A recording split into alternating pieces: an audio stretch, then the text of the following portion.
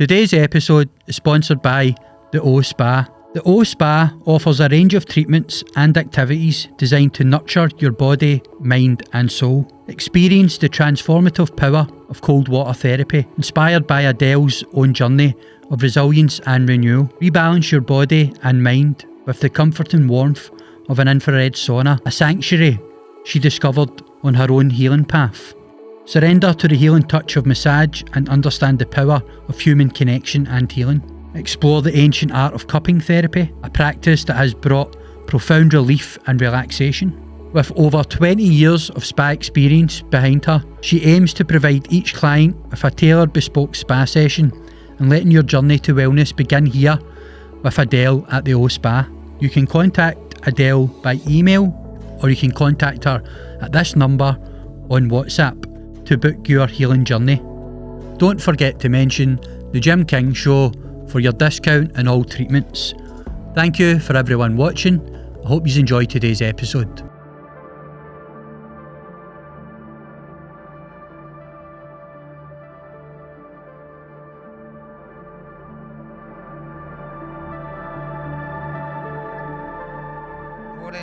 In Berlin, the cells, you could do that and touch each wall. It's so claustrophobic, so skinny. Berlin, the worst part for me getting into Berlin, it used to be the dug boxes they were called, tiny wee rooms. The first time I ever went to prison, I was stuck in there with 3 guys, and I was thinking, what the fuck is happening? This is terrifying, you know.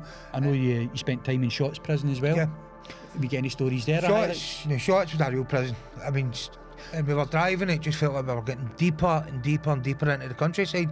And I remember thinking, see if you get out of the fucking fence, where would you go here? You would end up just chapping the door and saying, I'm freezing, let me back in. And then we got to Shots, big massive fences, double of them, 2 fences, and then you're in, and I swear to God, that every 2 seconds you were another locked door, another lock, and you just felt you were getting deeper and deeper and deeper into the tombs. When it first came out, the first 6 months it was alright, but the paranoia was terrible. It was constantly, she would be like, why'd you keep jumping up to look at the window and all that? But I couldn't, my mind just could not rest, and the police weren't making it any better. I was walking through the town centre and they were stopping us and searching us and all that, making a big show and dance. Jim, do you know, I've wore that many masks over the years. I really sometimes have to think who Paul Smith really is.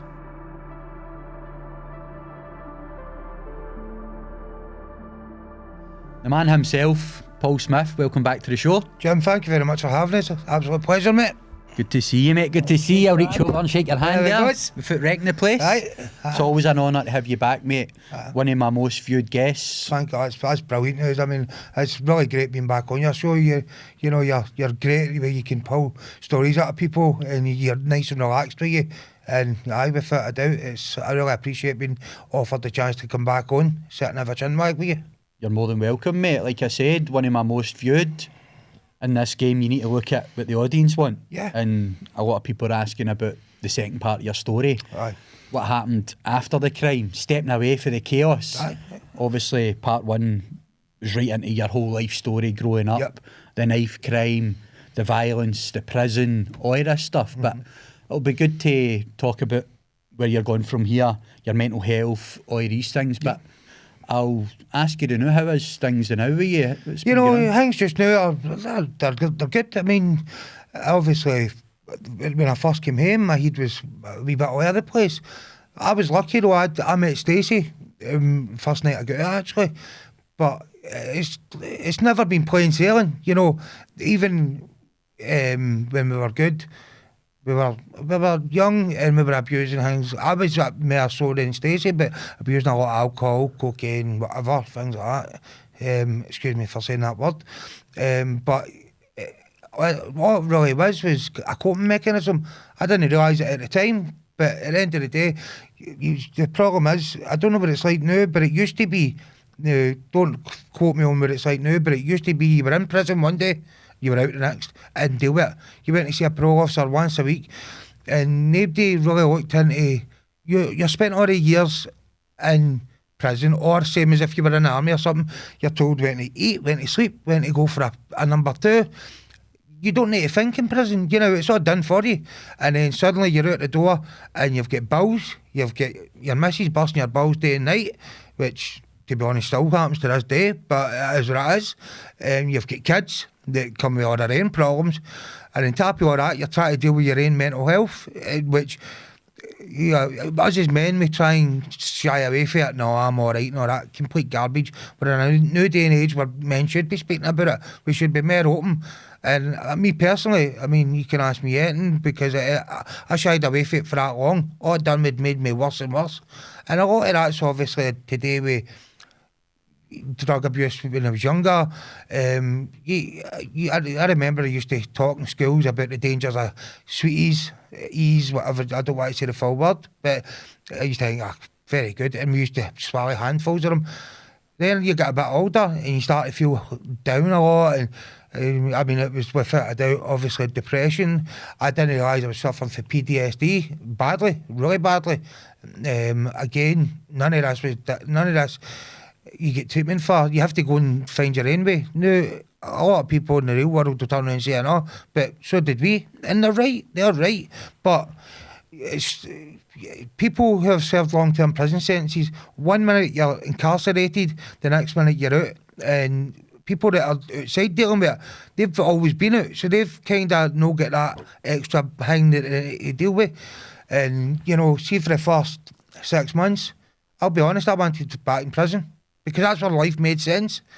I mean, people might think, you're an effing loser. I mean, who wants to go back to prison? But that's all I knew for years. And then suddenly I had to deal with all this. And I think any long-term prisoner would agree that they've went through the same sort of things as I did. I know for a fact some of them definitely did, because I've spoken to them in length about it. It's that word, isn't it, Paul? Institutionalised. Yeah, exactly. But even in part one, all that chaos and all that violence, the stuff that you were involved in, it was from such a young age. Definitely. And that's how I could relate to it so much, because growing up in the same era, the same scheme, taking the same drugs, getting up to the same stuff, maybe not quite as much as yourself, but so I can totally relate to that. So that this episode will be based on a lot, like I said, about life after that, right, and trying to move away from it. 100%. But before we get right into that story, I know you've got some stories there from I know you were in many prisons, right? Different. We'll talk about the first three. It's like Pullman, Berlin and Shots, I'm sure. If you can give me some stories maybe from Pullman first. For Pullman it was chaos. It was all young boys, full of carry on, and there was always something happening. And we used to get booze and through visits of the fence, sweeties, whatever. And, you would be sitting there. I remember Christmas, there was a boy, Tony Guilty. He was one of my best pals. He was for Dalkeith. He's went on to become a priest, would you believe it? And he must be a deacon or something, but his dad was dead, very Irish, and his dad sent his punchy. It's an Irish kind of homemade hooch. I mean, that stuff will blow your socks off. Then we get a cut of 2 litre bottles that flung out of the fence, and a big bag of sweeties and a big bag of marching powder. And Christmas morning we all got opened up, and the priest used to come round with your cream egg. Nobody believes that, but that's is that the Christmas present? That was your Christmas present. That's how you go. You get a door opened up, a priest, there's a cream egg. Merry Christmas, God bless you, door shut. And that, better than fuck all, innit? Better than nothing, but it can be a sad day, obviously, because you've missed your family and all. But they will leave you open very early on Christmas, and bounce Tony. You could smell the booze off him straight away. His mum will get some of this, started boozing, snorting the marching powder, swallowing the sweeties. Before we knew it, it was maybe half 9 in the morning, and we were bouncing off it was. But by 11 o'clock, everybody started getting on all the drugs and the drinking, and we were all down the boat with the hall, all steaming, singing, "We wish you a Merry Christmas and a Happy New Year." The screws were just... The screws just laughed. Now, what else could they do? They knew we were all off to see the wizard, know what I mean? But they were like, it's Christmas.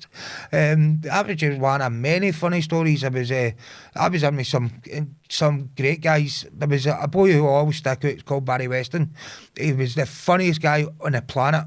It didn't matter what the situation is, he could find something funny in it, know what I mean? And funnier than me. Oh, you know something, I've got to admit. just a bit. I'm but happy with that. We'll move on. Yeah, you're going to get him on the show. Put him to the doorstep challenge. But no, he really was. He was a great guy. And a lot of the Rockhill boys were all good boys, you know what I mean? A lot of the Postal boys and all that. A lot of... I just want to... Postal gets a bad rep, and I don't think it deserves it, because I've never met a bad guy for Postal. Every boy I met was brilliant, you know, and but Pullman itself was just, everything was just a carry on, you know. You would you'd all be showering in the gutter, and at PT it was one big room, and you'd all be showering, somebody sneak a towel in, wear it, you're standing there washing your hair, and somebody slap your ass with a wet towel on it. But that's what I'm saying, so a lot of good stories there. It was really all violence and chaos. Aye, it really wasn't. But what about moving into Berlin then? I know that's a bit Berlin was different. Berlin was more, well, I mean, people say you've never done town till you've done time in bar. And you know, I've got to agree with that. Berlin screws could be effing nasty. They really could be nasty bastards. But then again, they also, if you needed something and you were deserved it, they would give you it. So you can't turn around and say that they were complete bastards, because they were only bastards when you kind of deserved it, know what I mean? But Berlin, really was more regimented. It was more like fucking... I'm trying to think of the right word. There was carry on, but nowhere near as much. Did you feel it was a lot more intimidating? Oh, without a doubt. There's a lot of people have told me it really was. I remember the Lockerbie bomber. He had his own laughing hall. He had a whole big bit to himself, and he was getting took round for a visit, and we were all shouting out the windows abuse. The screws were all laughing. 5 minutes later, the door was open. Like, you got to the windows. Everyone he's get carted into the seg unit. You know what I mean? So even though they kind of seen the funny side, because he was such high profile, we all get fucked into the digger. What was the story with him? Was he actually innocent? Well, I mean, I personally think he was innocent. I think it was Gaddafi either set him up or what, no, but then again, the Scottish government made a blunder. They let him out because he was allegedly 2 weeks to live. 6 months later, he was still kicking about in Libya. So, you know, the Scottish government really dropped the ball with that one. But you've got to think of the costs it must have took to keep him. I mean, he was totally segregated for the rest of the prison. He had a whole, I believe it was the old medical centre.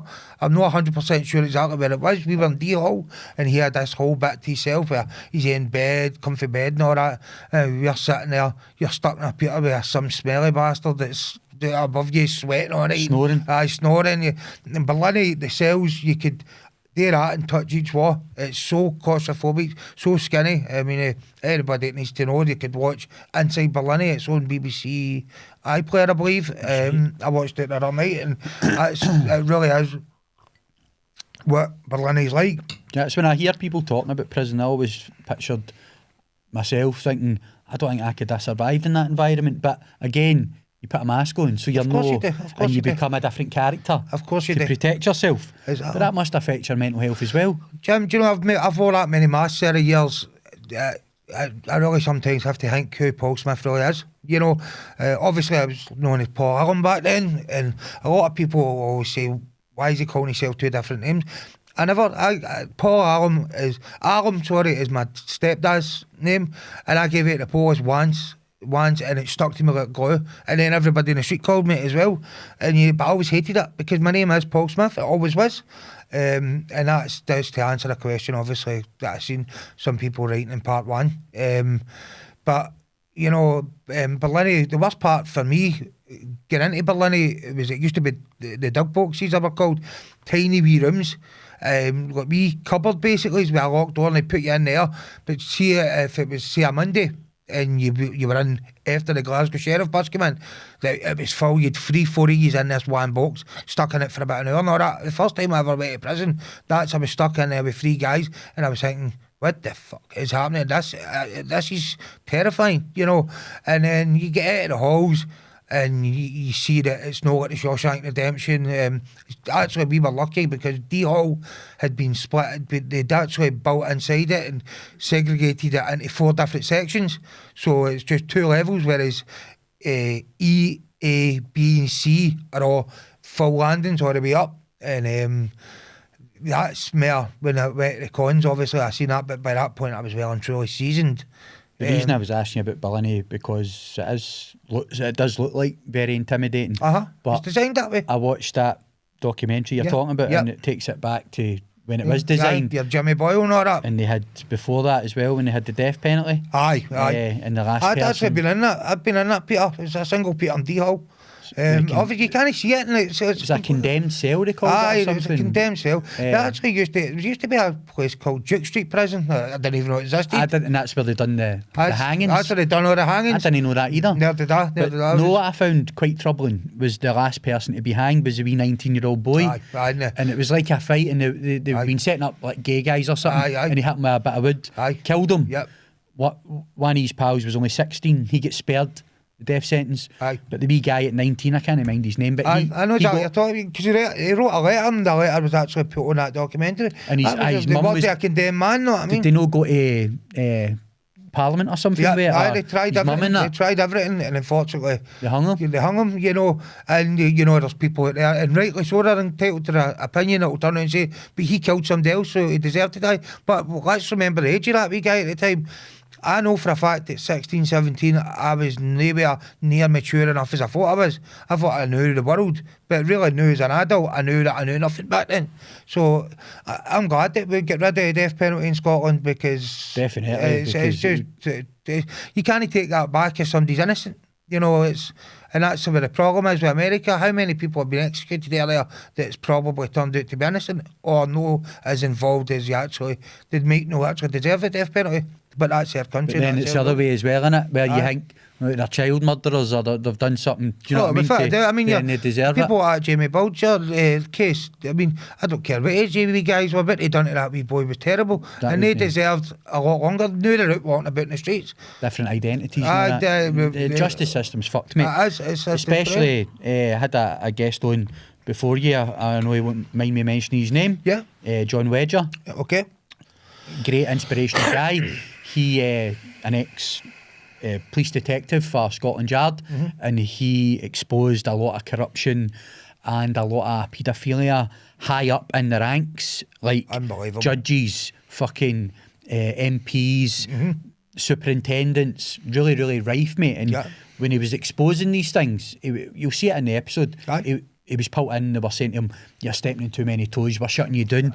So, and then you look at the sentences of these pedos. Exactly. So how they're getting the same as a shoplifter. There was one where you spoke about getting jailed for 4 years for robbing a shop. Yep. And it wasn't you're innocent. Really wasn't it? 4 years for robbing a shop, right? But somebody's getting 18 months for being a pedo. I know. What the fuck's going on here? Or if you're working for the BBC, you're walking out with a fine.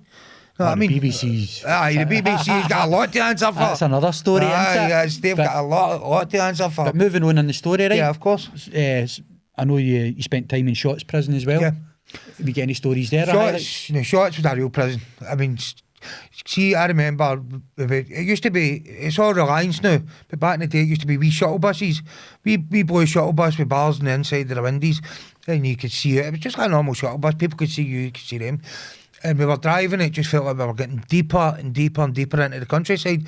And I remember thinking, see if you get out of the fucking fence, where would you go here? You would end up just chatting the door and saying, I'm freezing, let me back in. You know what I mean? And then we go to Shotts, big massive fences, double of them, 2 fences, and then you're in, and I swear to God, that every 2 seconds you were another locked door, another lock, and you just felt you were getting deeper and deeper and deeper into the tombs. And you know, Shotts was an experience. Shotts was actually no as bad a jail because there's people out there doing triple life sentences, 30 year, 10 year, 20 year. Nobody really wants violence, because if you've got a problem with your neighbour, then are you going to fight with him for the next 10 years, or are you going to stab him? That was a problem in Shotts. It was actually the first time we went up there, a boy get stabbed in the hairdressers, and I'm thinking to myself, fuck me, Paul, you're not in Kansas anymore. Know what I mean? I wanted to clip my heels again and go back to Parliament, but unfortunately you just had to go on with it. I was actually only 20 when I got moved to Shotts. You're meant to be 21, but we caused that much havoc in Parliament. They just had enough of us. They just thought, get him to fuck out of here. and they packed us down to Berlin for 2 weeks and then up to Shots.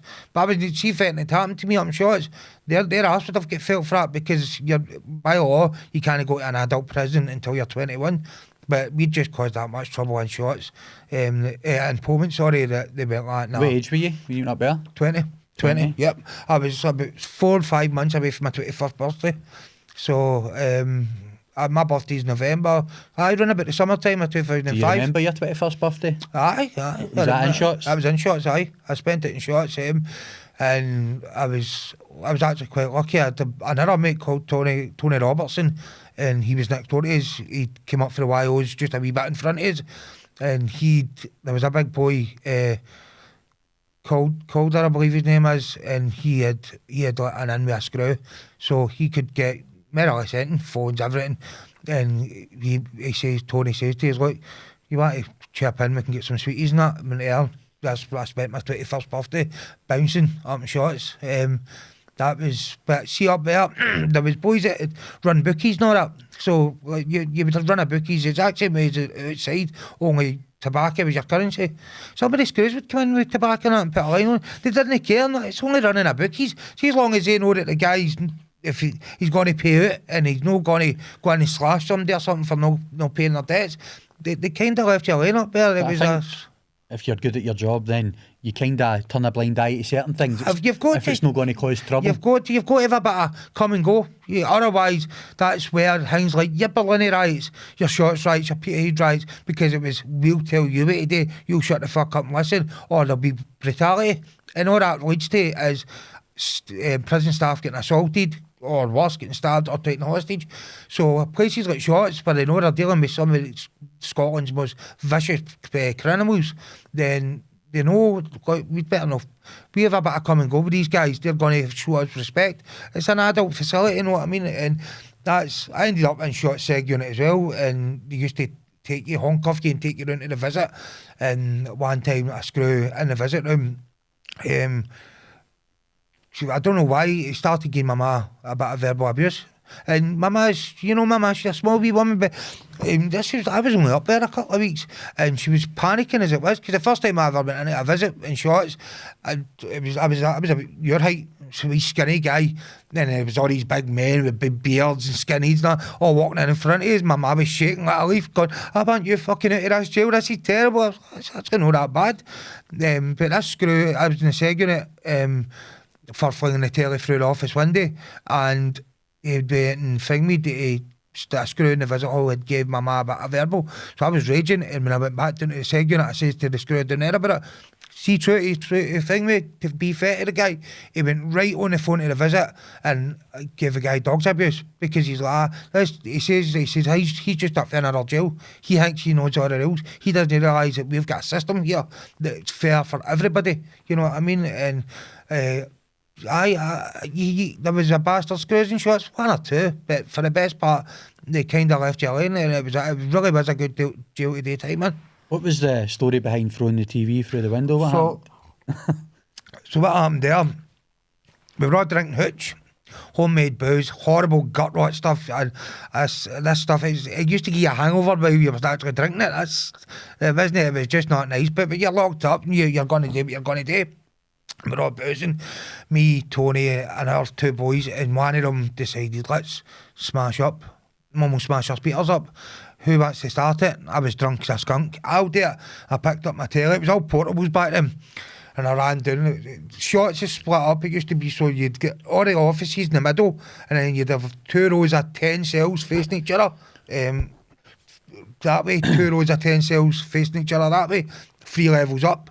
And I ran down, I flung the telly at the window. I didn't realise there was a screw in the office, and it came crashing through, and he's jumped, but I jumped more than him. I was, wow, man, they're going to knock fuck at me. Then we all ran back into my Peter, smashed the place up, barricaded the door. I think we were in there for about 5-6 hours, and eventually steaming. They eventually took the hinges off the doors, and they took the door the inside way, and what a beating they gave us, man. But it was just part of it, wasn't it? Dragged into the Seg unit, lying there bollock naked, and then in the morning, a big screw called Mark Cowie, big ex-boxer, he was in Pullman. He was a bit of a bastard, but he was quite a fair guy, I know, to be fair to him, know what I mean? But a big muscly fucker, know what I mean? One of them, you dread coming into your Peter. Opened the door, I had a hangover, and he's standing there, me, I'm lying there, bollock naked, didn't even give a blanket or nothing. He just looked and went, you still fucking causing trouble, and shut the door. And I was like, oh, no, man. All the people in the world, know what I mean? Up there, he was a totally different guy. He was like fucking on nicey, you know what I mean? But like I says, the screws that are really worth their salt, they know that it's come and go. But it's like anything else in life. You know, you've got to come and go with everybody. And that's how that jail runs, in my opinion, as well as it does. I've heard people speaking about it, yeah, saying that that's the jail that they prefer. Yep. Is they want to go to shots. Yep, definitely. For It's a whole host of reasons, the system itself.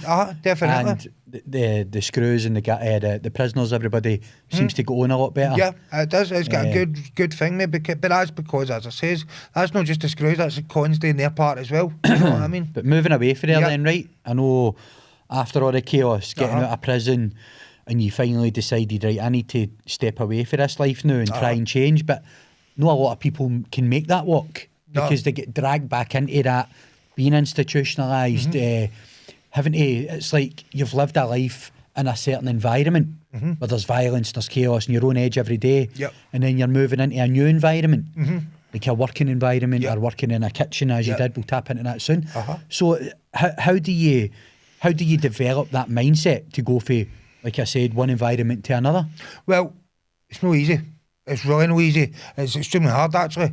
I was, like I says, they opened me up in a screw, shoot my horn, got the best and all that, and then you get out, and then in one step of that fence, suddenly you're responsible for everything.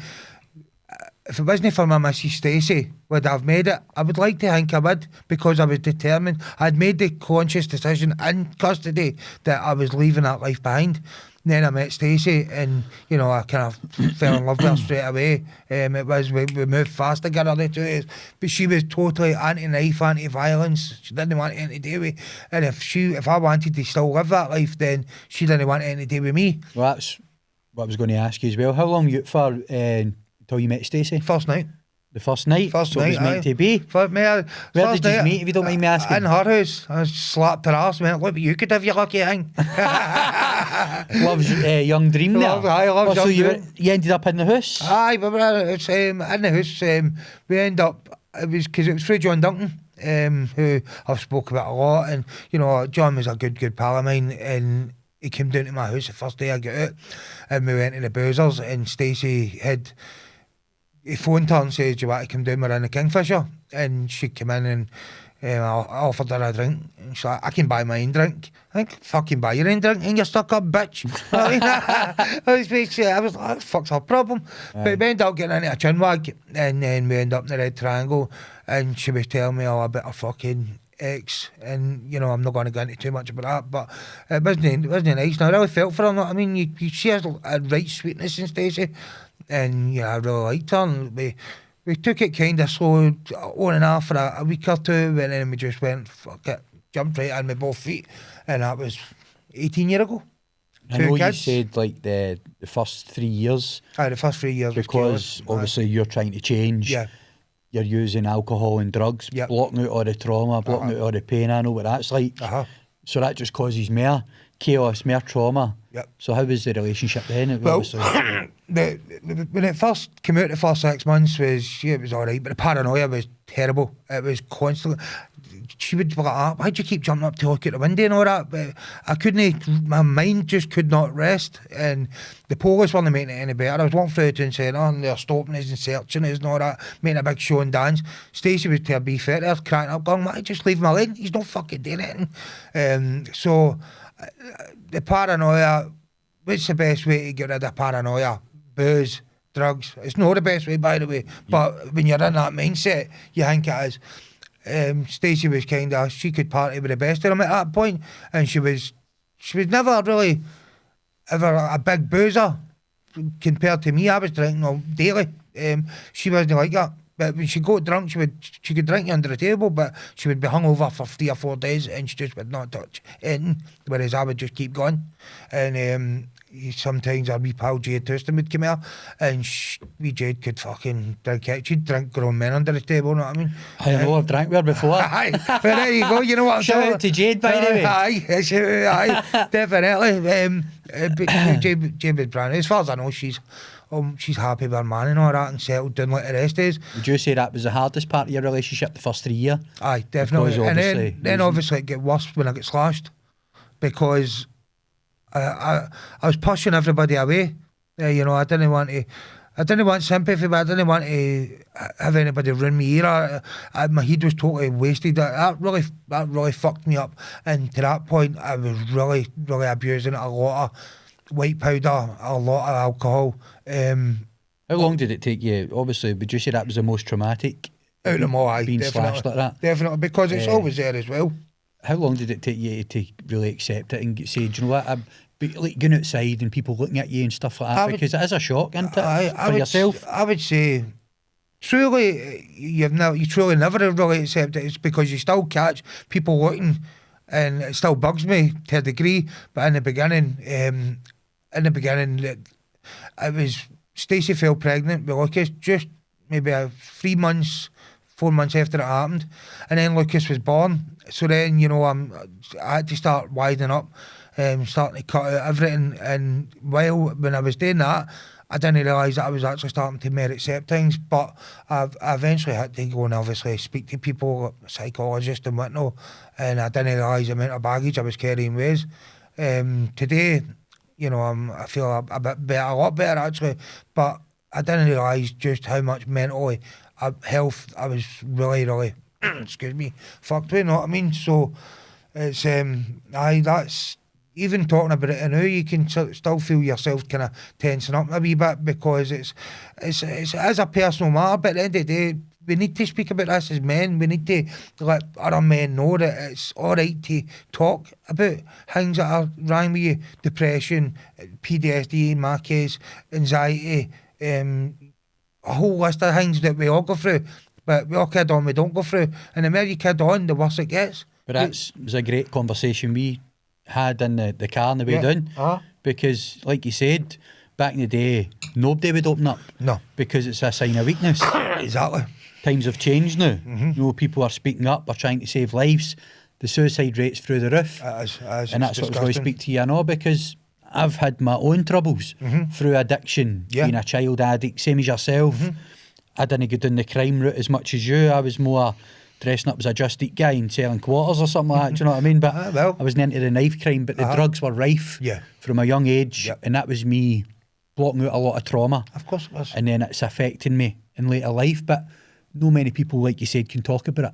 Aye. Anxiety, depression, suicidal thoughts. Yeah, 100%. So see, when you were closed in yourself, did you feel suicidal? Of course I did. I believe anybody that says I've never had that thought are the ones you really need to worry about. I think they're the ones that potentially would do it. I think it's I think it's went through all our heads when we're in our darkest moments.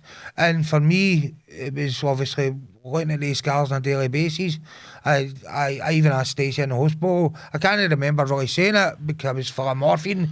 But I was like, if you don't want to be with me anymore, now's the time to walk away. And she's like, what sort of person do you think I'm? Because you're all slashed to hell, but you ain't going to walk away with you. But that's where my head was gone, you know, and the more and more times people looked, especially when I was out with the kids, you catch people looking and all that, and I just wanted to hide away, you know, I wanted to just bury my head and hopefully wake up one day and they were gone. But I know that they'll never go away, so yeah, I just had to eventually come to the realisation that I can either sit and get deeper and deeper depressed, think dark thoughts, or I can go, you know what, it's part of me, I can't change it, I never asked for it, I will live it, and if anybody's got a problem, it's your fucking problem.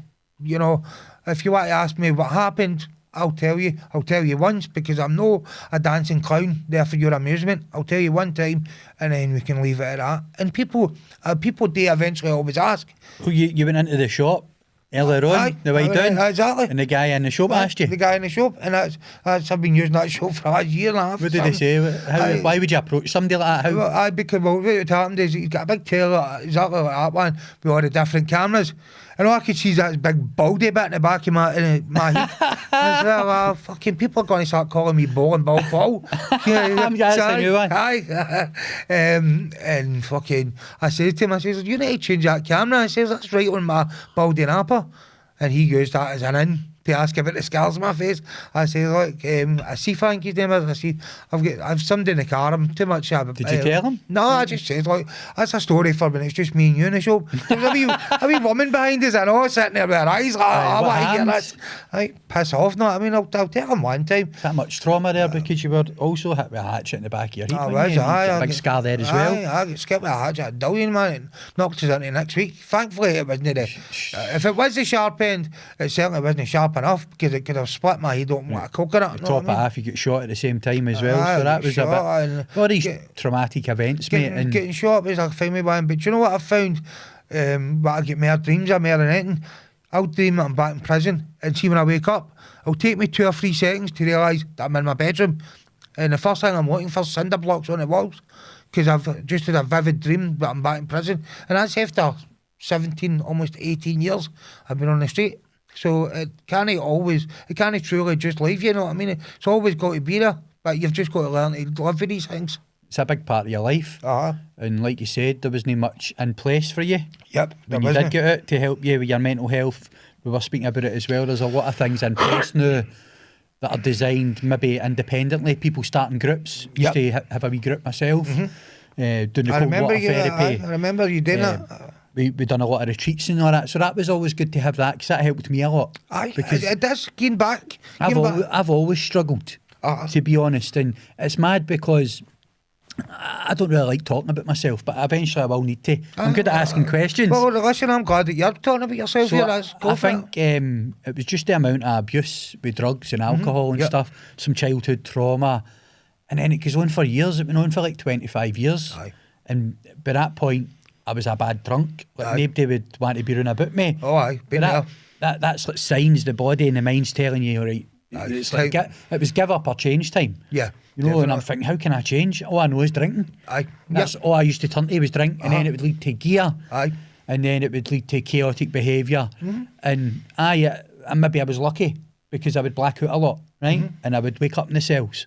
But I wasn't at a heavy sentence, it wasn't nothing. It was like a lot of boys woke up with white suits on, so you're lucky. I was very lucky, mate, and it was stuff like resisting arrest, possession, breach of the peace. And I was actually relieved when they would come, because I didn't know why I was in there. I would wake up, so that's traumatic. Of course it is. So see, just getting to change that, but I feel that things happen for a reason. It can make you or break you. It was like I needed to go through all that to evolve to another character. And I feel like sometimes, like you said earlier, sometimes you don't even know who you are. No, you don't. Who is Paul Smith? And then sometimes I'm like, who am I? Because I've played that many characters. And then I'm playing a comedian, or I'm playing a fucking host of a show, or I'm, you know, and I'm like, sometimes and then I'm listening to all the trauma for certain guests, and that gets you as well. You need to try and let all that go. But see, the fact that you're saying that makes other people feel good, because like I said to you in the car, I've wore that many masks over the years, just same as exactly what you says, is you'll see certain people and then you feel like you need to be a dancing clown and act a certain way for them, but you start doing it automatically and you start to realise that you're losing your own identity. You know what I mean? There's people in kitchens and there's people in the street, there's people here and people there, and they all know different versions of Paul Smith. Whereas I would like to think Stacey knows the real Paul Smith, because I'm relaxed in my own home. Your guard's down, you don't need to do anything. But then, you know, I try and put my guard down all the time now. If they don't like me, fair enough. You don't like this podcast, turn it off. I'm not going to be offended. At the end of the day, I just can't always be the same dancing clown for everybody, putting on a show for everybody. I want to just remember who I am. But you invited me in, and you were the real Paul Smith. I mean, I know we play different characters, but again, I went out to get something. Your daughter wanted a photo with the Jim King show hat. I was feeling like a celebrity. I'm saying, right, go for it. But I went back out to get the hat, and I was coming in, and you're like, who's that? Who's fucking coming in my door? Because you're still got that. Of course, with it. Most people would be like that, but you've always, do you know what I mean, on edge. Always on a razor blade. You're always standing on the razor's edge. And But I mean, that's Madison, my daughter.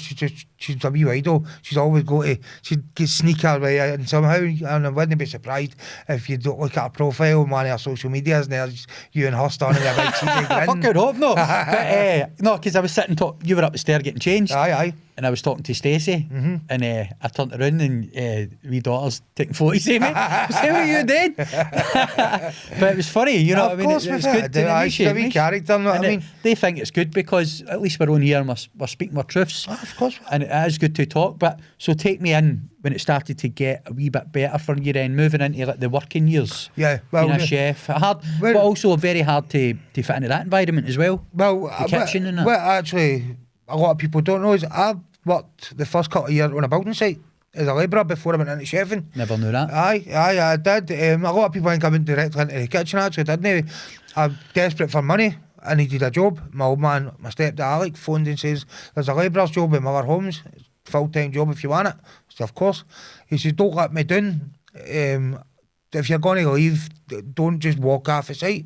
I was there for 3.5 years or something. I think I had 2 days off that whole time. Worked constant, made decent enough money, came home at night, but there was always that bite in us for the kitchen. And then around about the recession, about a decade ago now, a lot of people were getting paid off, and I thought, right, this is my time to jump ship and chase my real dream. And Stacey at the exact same time, actually Stacey had applied for college first, and she says, why don't you apply for chefing? And I said, you know what, you're right. And I went and get put into Motherwell College and worked under Alan Boslin, Big Dougal, McPherson, a couple of great chefs, Big George Whitnell, and they taught me so much. I loved it, you know. But then I was doing was getting home at 5 o'clock, 4 o'clock, right back on the bus straight into Glasgow because I was working in Crown Plaza. No, sorry, Grand Central Hotel at the time. So then I was 7 in the morning to 11:30, 12 at night every day. And then taking, some hours, isn't it? I taking one day off. I was just lying on the couch, and then so I eventually had to leave college because it was a lot. You know, you were just constant, and I thought I'd made enough training where I could go into the kitchen full time, and I went into the kitchen. But what I still had, same as for the building sites, I still had that attitude. I had a fucking chip on my shoulder the side of the Rock of Gibraltar, and everything was, I would take everything personal. You know, paranoia, I think people were talking about. It's not a, I know I was doing was isolating myself, whereas I wanted to be accepted, but I was actually more isolating myself because the way I was acting and all that was doing to being in an environment of prison for all the years, same as a soldier environment in the army. Suddenly you're back in Civvy Street, no support, and then you're taking it in. So I had to drop that, and I had to drop it quick because there's one thing about kitchens. See if you're the one thing that keeps fucking the rest of them up, you're out the door. You know, kitchens won't stand for it. So eventually, it just went and slowly but surely got better. And then I started realising that people weren't talking about me. And see if they were, hookies are monkeys. You know, I mean... Exactly, I think as well, coming from a prison background, most of these characters are wearing the mask or whatever. Yep. It's all ran by ego. Of course you need to have this big ego, as if somebody makes a cunt of you, I'm going to slash them, or I'm going to get them back because I don't want people thinking I'm a bam, or I'd have to. So you're going through that for years. Yeah. But yeah, in a kitchen, you can let that go. If somebody was saying something, then the bigger man lets it go. You know what I mean? That's where the real power is. Of course. Violence is a sign of weakness. Of course it is. And do you know, it takes a lot to change, but so did it gradually change for you, like how you were acting? Because what had happened, we used to go after work, and we went to Toby Jugs and a few other pubs round about that point of the city centre, round about Gordon Street and that, and we'd all get drunk and whatnot, have a laugh, and then you started becoming, it was like your family. So there was like me, Danny McGrath, Big Craig, Ross, Big Naz, the two Davies, Natalie, Hosey, a Spaniard who used to walk about with a skinhead, Doc Martin, shoes on, singing IRA songs all the day. He was bonkers. He was hilarious. He was just fucking nuts. I used to say to him, I said, see if there's a watch list, your name's on it, by the way. You're going to get your ass deported if you don't stop that. But, you know, we worked together all day and all night, and we came like a family. So you just started getting really close with these people, and to this day, some of them are still some of my good pals. All of them are actually some of my good pals. I don't see them as much. I speak to some of them online sometimes, and we're always arranging a night out, which never ever goes ahead. But a lot of that's down to because obviously I don't really drink that much anymore, and obviously chefing culture's a big drinking thing. But there was one time I was just carrying on, and I went into the dry store. I took every bit of my clothes off, everything, and I put my apron back on, tied it, walked into the kitchen. So when I'm serving through the pass, all you can see is an apron, but behind I'm totally bare ass. And all I heard was, "What the fuck?" He'd chef like, "Smithy, get out of here, get fucking in there and get your clothes on." But he was laughing. He says, "That's the sort of stuff I do." He went, "Think about it if one of them seen anything." And then there was a wee gay guy, and he had the horn for me. And I swear to God, he wasn't shy saying it. He wasn't shy saying it either. They must like the bad boys. And at one time we were busy as hell, and I says, "I tell you what, see if you said you fucking basically be my personal waiter all night, and I'll feed you all the plates of food you batter out with them, so I'll give you a big slap in my arse at the end of the night." You've got to stick to your word, don't you? At the end of the night, pull the one cheek out. You're kidding me. I swear to God. In front of everybody? In front of everybody. I told him to slap it, and the cheeky wee monkey grabbed it. I was, "Yeah, fucking rascal, you know what I got mean?" his number? I know. I was off it. Mental. But you know, listen, heard about still. you've got to have fun in life, mate. And things like that helped me, you know what I mean? Because I stopped taking life so serious. I stopped taking everything as an attack on me, you know. And So it's like slowly developing your mind back into it. And getting your own letting your personality guard back. down. And stop having that barrier up. Because Exactly. you told me many a funny stories. Aye. And it's mad because we spoke about it in part one, where we met and stuff like that again. Yeah. I hadn't seen you in years, you know. Aye. I'd maybe seen you about now and again, but Aye. that was mad because it was just like synchronicity. Aye. You were in promoting your book and all that, but you were also a chef in there as well. I was also a chef in there as well. I actually got sacked from there because I was fucking... But chefs actually... Talk me through it. You kept it quiet. Chefs eat for nothing usually. You go in and you pay for your bar bill. So we went in, it was my birthday, 19th of November, and all the waiters, see, because they used to bring us in pints of Stella and all that, we'd make them, you're meant to give them chips, we'd make them burgers and steaks and all that. It wasn't my fucking money, but they care. So they loved me, and they'd always bring us in Stellas and whiskey and whatnot. So we went in, me, Stacey and the two Waynes, and all the waiters started sending their double whiskies and pints of Stella and all, end up drunk as a skunk, and then they came out with a fucking £80 bill. I was like, "What's this?" And I tried to charge us for the food. They went in, my chef, I put a line through that. He went out, he said, "No," he said, "Smithy eats for nothing, he's one of us." And the duty manager, this wee tit and attitude came here. And I can't remember, but Stacey says I fucking basically flung him right out of the bar. And I grabbed him. I'm a member in there. Aye. The next day I went in, totally blackout, went in, fucking... He's standing there with the head chef, and my wife's everybody's shaking their head. I was like, "You get sacked last night, you fucking idiot, what you doing?" I was like, "Oh, you're kidding me on." He's like sitting sniggering. I was like, "What are you sniggering like, you wee tit, man?" I was fucking raging, you know what I mean? I liked working in there, it was good. It was back with my old pals, not and all. But hey, you know, it just wasn't meant to be. And then after that, I went to agency, which gave us the freedom to write this book. So actually, agencies, Ellis Mack is one of the best agencies you can go with, and for there I just kind of move about anywhere and everywhere, you know what I mean? Gives you more freedom. You don't like the chef you're working under, phone the agency that night and say, "I'm not going back tomorrow." You worked in some of the Cumbernauld ones as well? I worked in I'm the sure West I one. was in years ago in Milano's. Did you work in there? I worked in Milano's I as thought well, I seen aye. you in there.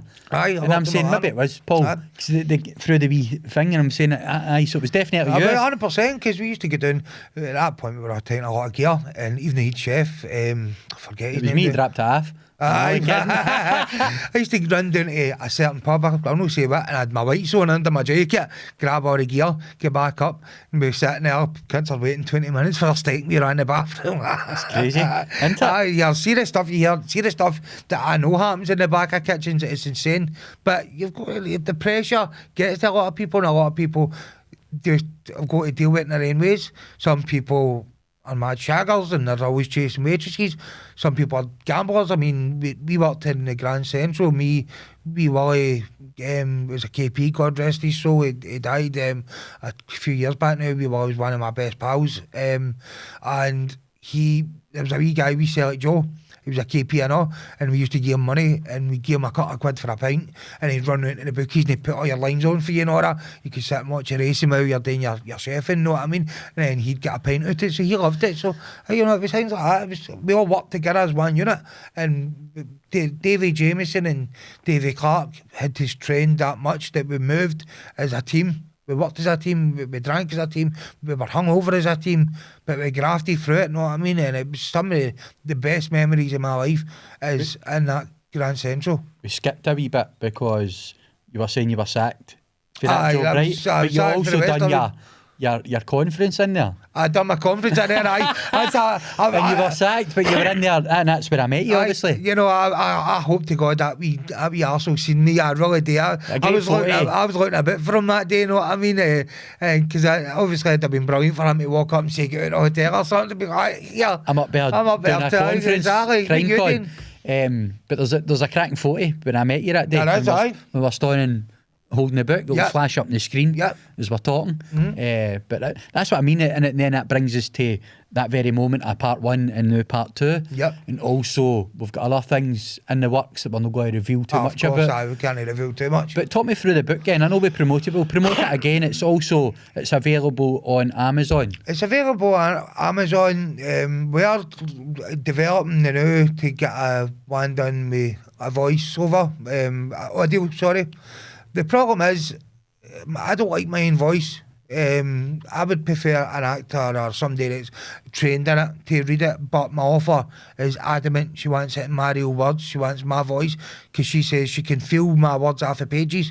Now, Lee Taylor, her name is, and she is the best woman I've ever met. She became like my second ma, you know what I mean? And she helped me so much with that book. She edited it all, but she's adamant she's wanting it done as audio, but me talking. So we're kind of back and forth with that.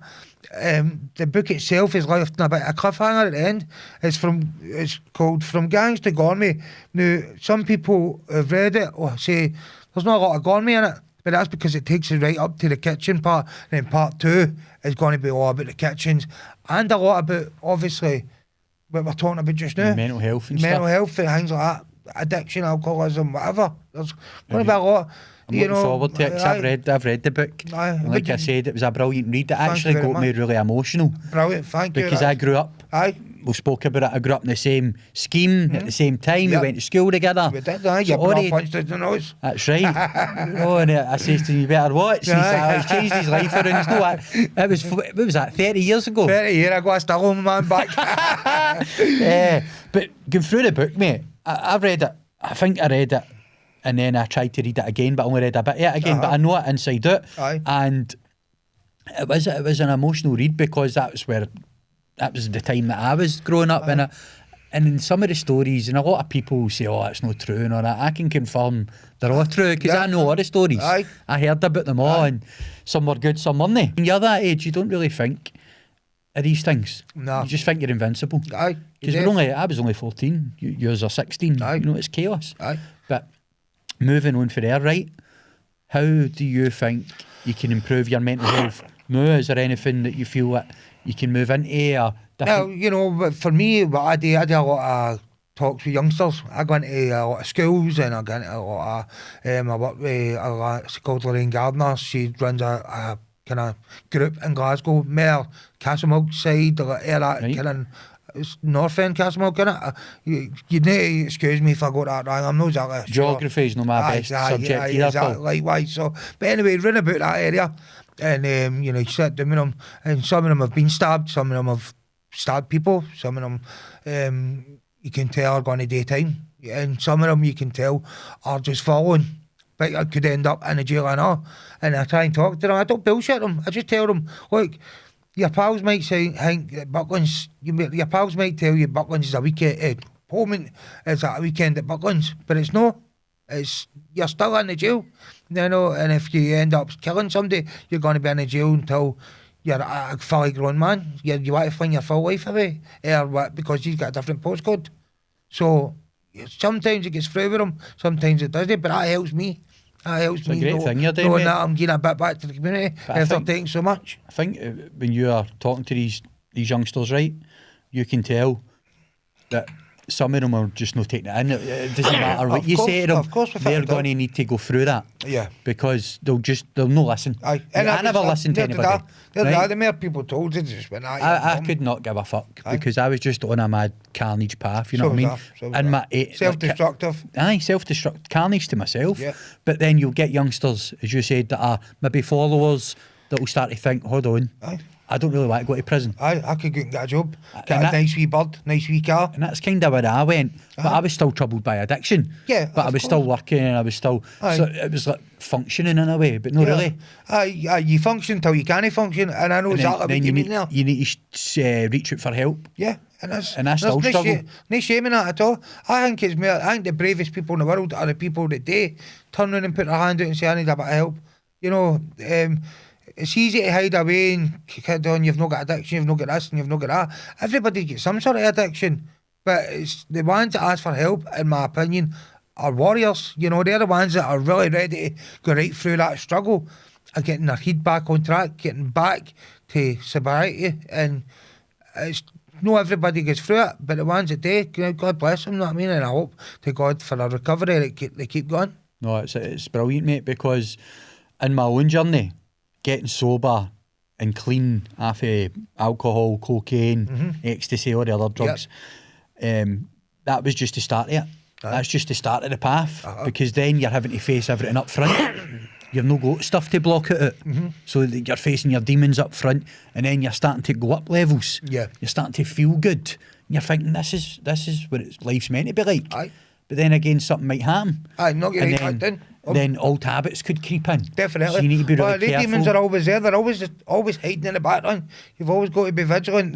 Your demons can kick in at any point. I mean, what helps me, Paul, is pushing myself out my comfort zone, right? Whether it be, I get you there, aye. Whether it be glutting up myself and going to the waterfall and getting into the water freezing and getting that cold I've water always therapy. wanted to do that. I think we'll date ways right and we'll do a video. 100%. Right. I've always wanted to do it. Straight to the lock after this. No, I'm only kidding. I'll date with you this weekend if you're available. I'm right? very available, And aye. We'll put it on. Aye. But see that, because that's a natural high. So people always talk about the cold water. Aye, and there's people get different benefits. For me, right, that's just my opinion. It's not about the water. It's about the mind. Because the mind's, especially in the winter, it's telling you, it's fight or flight, right? It's saying, no, you can't do it, you can't do it. But when you beat that and you overcome that feeling, you come out and you feel the ecstasy, the euphoria. Aye, definitely. It's natural serotonin Aye. and dopamine to the brain. Uh-huh. And they say it's 10 times better than cocaine. Without a doubt. And it You lasts... don't got to come down for it either. Well, no. Oh, your wallet doesn't get a pinch. No, and it lasts for about 5 hours. Aye. It can last all day and you feel good, mate. Aye. Do you know what it's like? It's like we could be sitting here, right? Or we could be sitting, saying a queue or something, and the mind is so noisy. Yeah. I don't know how, they thousands and thousands of thoughts every day. Yeah. Most of them are a lot of shite, right? Of course. Trouble in your own mind, the mind. But what they say is when you go into the water like that, in the winter, it strips all that, because Just all you washes can it think all away. about is survival mode. Aye. Fight or flight. I get that, aye. You know, and it strips you all that. So see when you come out and you get to like the wee, I always light a wee fire. Aye. Get to the wee fire and that. Oh, it's like all your troubles are fucking slipped away. Get a wee bit of fish we've got, and I'll make you a nice wee fish dinner after it, you know what I mean? Well, you need to use your talents. Aye, I'll definitely. You know But what I mean? no, it's a powerful practice, mate. And that's just one of them. You know what I mean? Getting out in nature. The most important thing's talking, like we are today. Yeah. But before we finish up on this episode, Yeah. if you can send out our message to the young ones or the audience watching, now is the time. Here's the time, thank you. You know, like I says, well, we spoke a lot about mental health today, right? And young ones might not think that it affects them. Mental health affects everybody, especially in this day and age with cocaine. That shit is a death sentence for a lot of people, because they end up really depressed with it. My message to you boys is go and play a game of football, do whatever. Stay away from all that crap, because you'll just get deeper and deeper into it. Whereas there is a better life out there. Go and get a job, get a nice wee bird, get a nice car, and then see eventually you're going to drive past your old pals and all that, and they're going to be standing about the shop doing the same shite day after day after day, and you're going to feel better for yourself. Or stand at the shop and be one of them. I can't tell you what to do, boys, but my advice, for somebody that's lived both sides of life, I know personally where I'm at today is a lot better than I used to be, and I would never ever want to go back to where I used to be. So stay strong, boys, stay safe, and thank you. Great message, Paul, as always. Yeah. It's been inspirational having you back on. Definitely. It's always a pleasure, mate. You come with a great presence, great power. Thank you. Coming through all that trauma and still being here to tell your story. Aye. Look forward to promoting your second book as well. Aye, exactly, But aye. just for the viewers watching, Amazon, From Gangs to Gourmet, Paul Smith. Click on it, get a copy. It'll blow your mind. I had to laugh at Paul Ferris wrote under one of them. You stole my name. I was going to call my book Ready Steady Crick. Did he? Aye. Aye, you know he did. Aye, so shout out to him for that one. Shout out to Paul as well. Aye, I had to laugh at that one. Know what I mean? Fuck's sake, they're the alarm. There we go. Bang on cue. But listen, mate, it's been an absolute honour having you on. Definitely. Right, shake my hand, mate. We'll no bother about the alarm. We can cut that out. Yep. Thank you, big man. Right, You too, brother. Thank you very much. and I'll for that. see you again very soon.